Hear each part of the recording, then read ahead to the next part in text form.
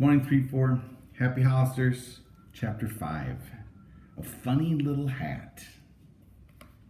Walking up to the little girl, Pete asked her if he could look at the underside of the carriage.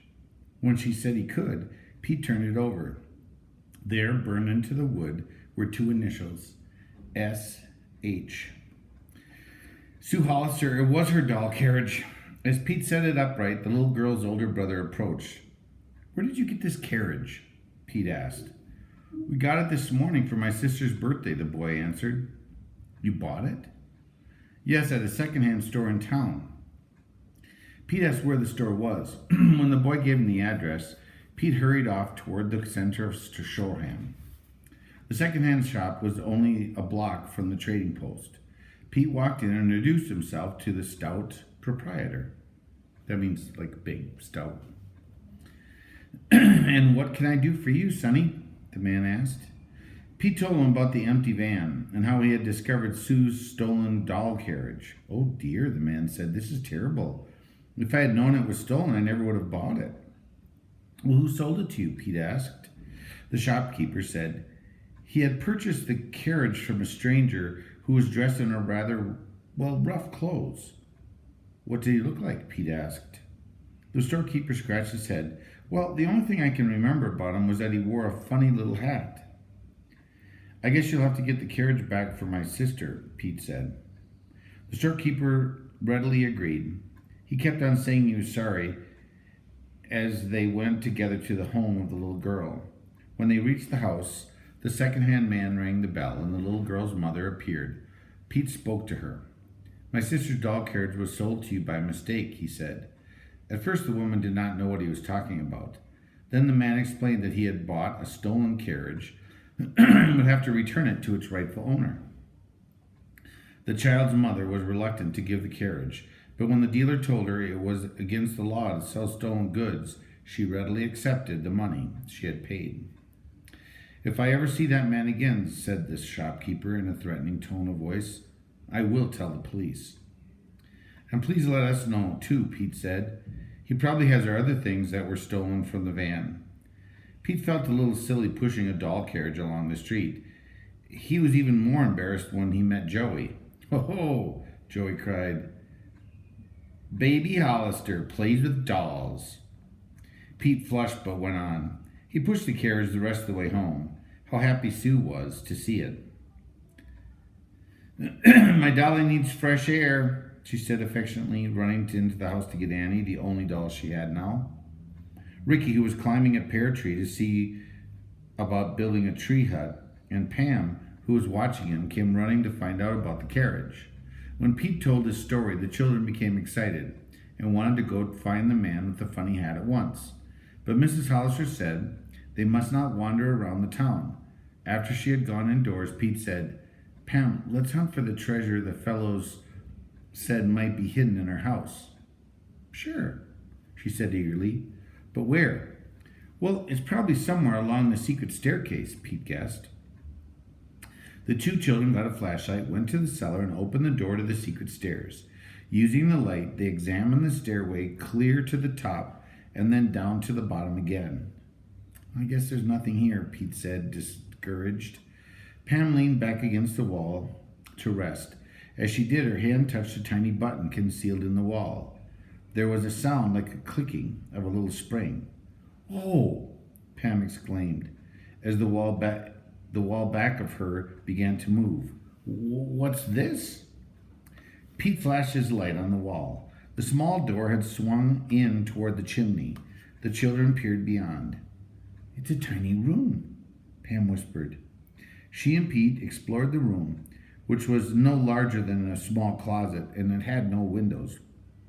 "If there was ever any treasure here," Pete said, "it's been taken away by this time."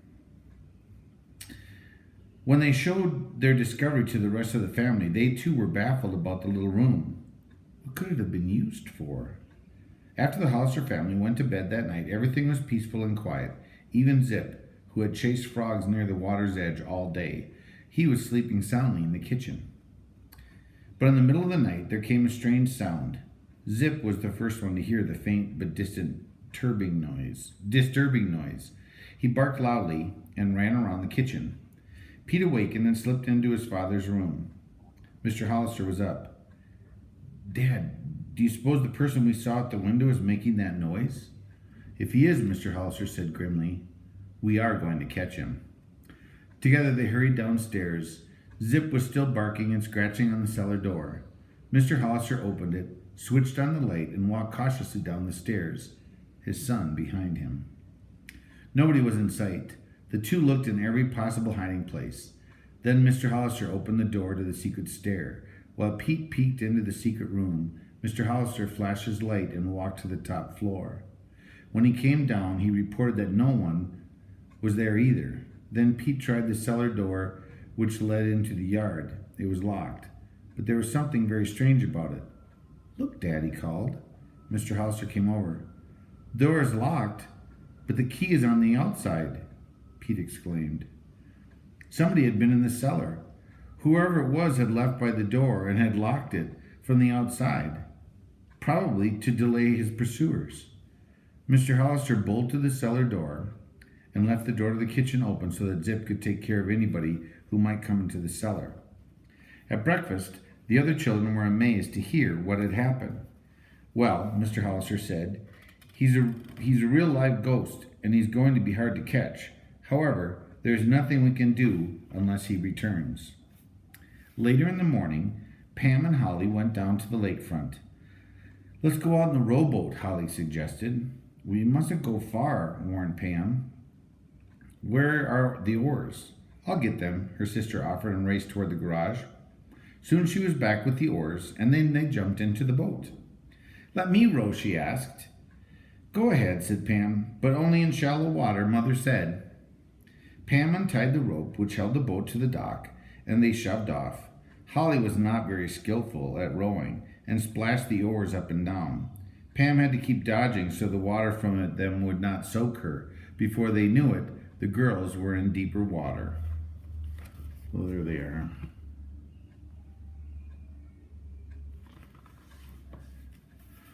"Oh, see the big black cloud?" cried Holly, looking up. "It's going to rain," shouted Pam. "We better get back to shore." Holly had often seen Pete whirl the boat around fast by holding one oar in the water and rowing the other with the other hand. She would try this. But as she did it, both oars slipped from her hands. They jerked clear out of the oarlocks and landed in the water. Before Pam could grab them, they had drifted away from the boat. "Oh dear," wailed Holly. "What'll we do?" Pam knew she must not become panicky. "We'll paddle with our hands," she decided in desperation. The two girls started to paddle this way as fast as they could.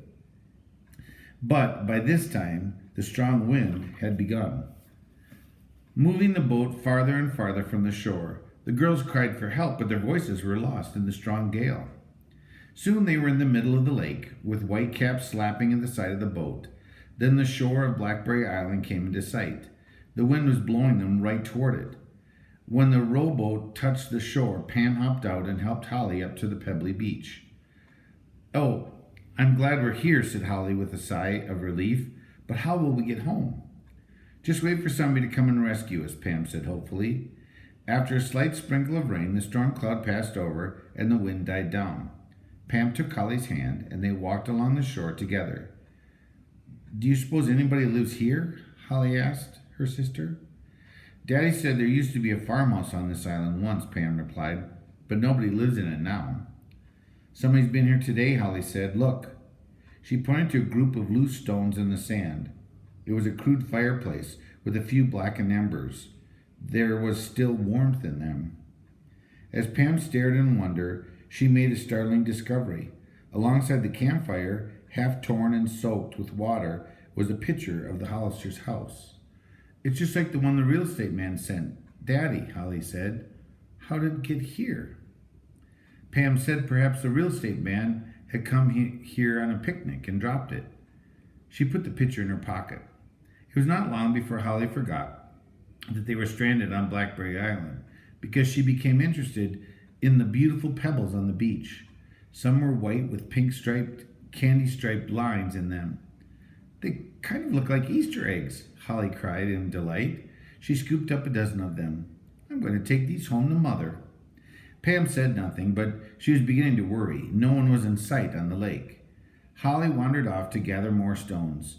Soon she saw some colored ones on the far side of the large puddle, a short distance from shore. The little girl was sure she could jump across the puddle, but when she tried, she landed in the middle of it. In a moment, her feet began to sink in the sandy mud. Holly struggled to free herself, but the more she struggled, the deeper she sank. "Pam, come quick! I'm sinking!" she cried out.